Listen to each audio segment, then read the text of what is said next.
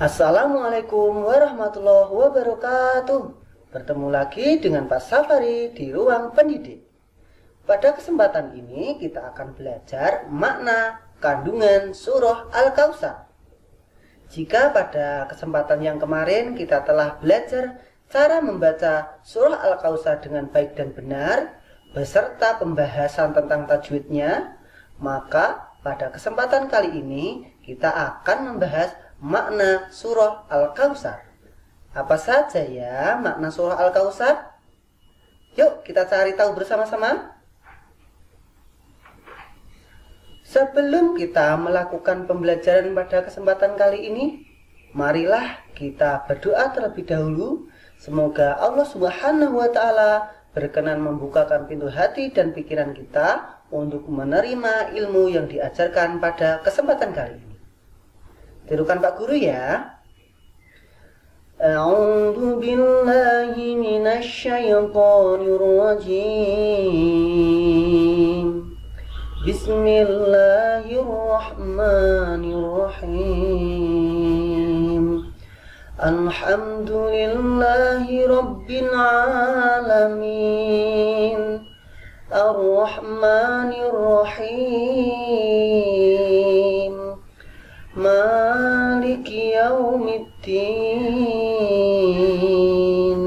Iyyaka na'budu wa iyyaka nasta'in.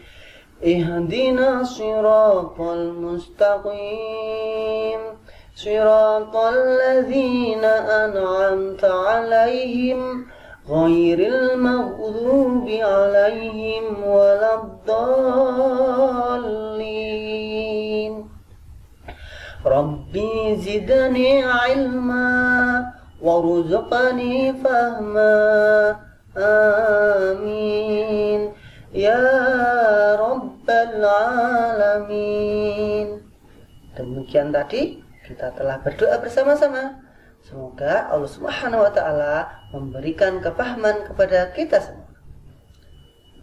Sebelum mengikuti pembelajaran, silahkan siapkan alat tulisnya adik-adik semua ya.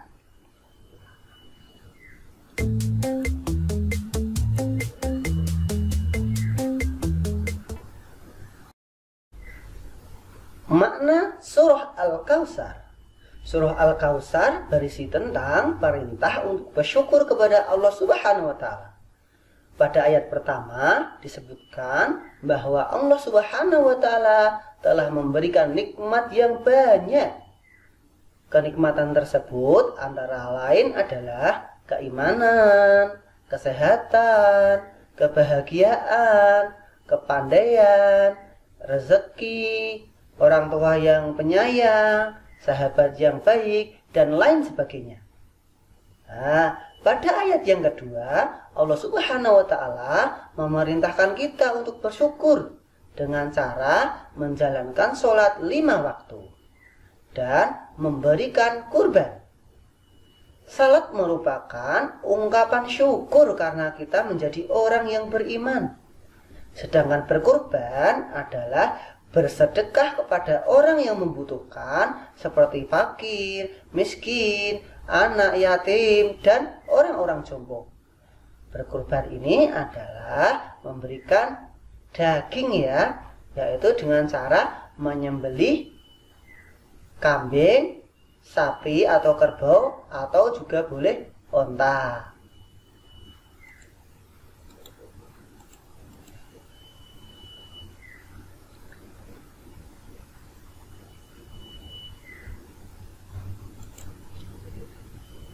Berkurban merupakan ungkapan syukur karena kita diberi rezeki oleh Allah Subhanahu wa Ta'ala.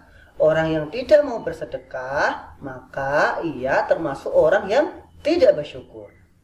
Pada ayat ketiga dalam surah Al-Kautsar, Allah Subhanahu wa Ta'ala mengancam orang-orang yang tidak bersyukur, yakni kenikmatan yang mereka terima akan terputus. Jika sehat tetapi tidak salat, atau kaya tetapi tidak berkurban, kenikmatan kesehatan dan rezekinya akan diambil oleh Allah Subhanahu wa Ta'ala. Orang yang tidak bersyukur juga akan mendapat siksaan dari Allah Subhanahu wa Ta'ala. Bisakah kamu hidup di dunia ini sendirian? Tentunya tidak bisa kan? Setiap manusia memerlukan bantuan satu sama lainnya. Itulah mengapa manusia itu disebut makhluk sosial. Apa adik-adik semua? Makhluk sosial. Makhluk sosial itu apa? Makhluk yang tidak bisa hidup sendirian dan membutuhkan bantuan orang lain. Nah, kita memerlukan saudara, teman, dan tetangga. Dengan mereka lah kita saling bantu-membantu.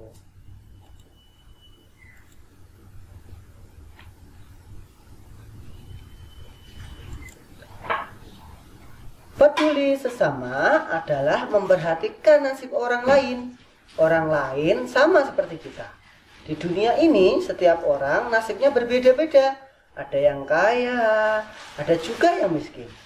Ada yang senang, tetapi ada juga yang susah. Ada yang pintar, ada juga yang bodoh. Ada yang sehat, ada juga yang sakit. Peduli sesama disebut juga memiliki sifat empati. Apa adik-adik semua? Empati. Artinya apa? Artinya kita dapat merasakan apa yang dirasakan oleh orang lain. Jika ada teman yang sakit, maka kita bisa merasakan sakitnya. Jika ada saudara yang susah, kita bisa merasakan susahnya. Sehingga kita tergerak hatinya untuk segera membantunya. Peduli sesama termasuk sikap terpuji atau akhlakul karimah, yaitu akhlak yang baik. Orang yang tidak peduli pada sesamanya berarti memiliki sifat sombong. Dia tidak tahu bahwa apa yang dimilikinya berasal dari Allah Subhanahu wa Ta'ala. Allah memerintahkan kita untuk rajin berbagi karena di dalam harta yang ada di dalam kita adalah sebagian milik fakir miskin atau yang berhak.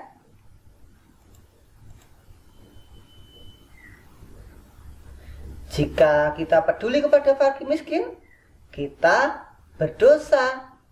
Jika kita tidak peduli kepada fakir miskin, kita berdosa. Karena apa? Karena tidak memberikan hak mereka. Oleh karena itu, lihatlah sekelilingmu. Adakah tetanggamu yang perlu dibantu? Jika ada, segeralah untuk membantu mereka ya. Tentu sesuai dengan kemampuanmu. Itu namanya sikap peduli sesama. Contoh sikap peduli sesama adalah sebagai berikut. Yang pertama, peduli kepada fakir miskin dan anak yatim. Fakir miskin dan anak yatim harus dikasihi. Mereka termasuk orang yang berada dalam kekurangan. Peduli terhadap mereka dilakukan dengan memberi sedekah. Agar apa? Agar mereka dapat mencukupi kebutuhan pokoknya. Mereka juga berhak mendapatkan zakat. Jika Idul Kurban, mereka juga harus diberi daging kurban. Yang kedua adalah peduli kepada teman atau saudara yang sakit. Pernahkah kamu menengok saudaramu yang sakit? Ya, itu adalah contoh sikap peduli sesama. Saudara yang sakit perlu dihibur dan dijenguk agar ia tidak merasakan kesepian dan kesakitan. Ketika kita menjenguk, ia akan merasakan senang sehingga akan meringankan rasa sakitnya. Jangan lupa ya, ketika menjenguk berdoa kepada Allah Subhanahu wa Ta'ala agar ia segera diberikan kesembuhan. Yang nomor 3 yaitu peduli kepada tetangga yang terkena musibah. Jenis musibah itu bermacam-macam. Misalnya musibah karena terkena bencana alam seperti banjir, gunung meletus, kebakaran, dan lain sebagainya. Musibah itu juga dapat berupa kematian, yaitu kematian seseorang yang dicintai. Orang yang terkena musibah hatinya sedih. kita perlu memberinya perhatian.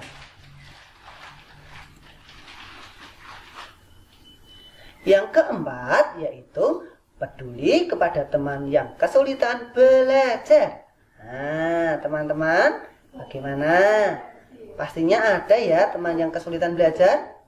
Tidak semua orang di dunia ini pandai.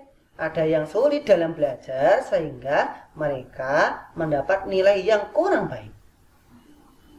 Jika mendapat hal demikian, kita harus peduli dengan mereka agar mereka memiliki kepandaian yang sama dengan kita. Sikap peduli dapat ditunjukkan dengan membantunya belajar. Misalnya, membentuk kelompok belajar di rumah. Ada yang lebih pintar mengajari, yang kurang pintar, dengan menjelaskan kembali pelajaran yang belum dipahami. Belajar bersama akan menumbuhkan sikap setia kawan dengan setia kawan. Kita akan disenangi dan banyak memiliki teman. Kita kalau di rumah jangan pilih-pilih teman ya, karena sama ya, kita saling membutuhkan. Mungkin itu saja ya pembelajaran pada kesempatan kali ini. Dari Pak Safari, kurang dan lebihnya mohon maaf. Kalau ada salahnya, Pak Safari mohon maaf yang sebesar-besarnya ya. Jangan lupa kerjakan soal yang ada di bawah deskripsi video di YouTube adik-adik semua. Jangan lupa subscribe-nya ya.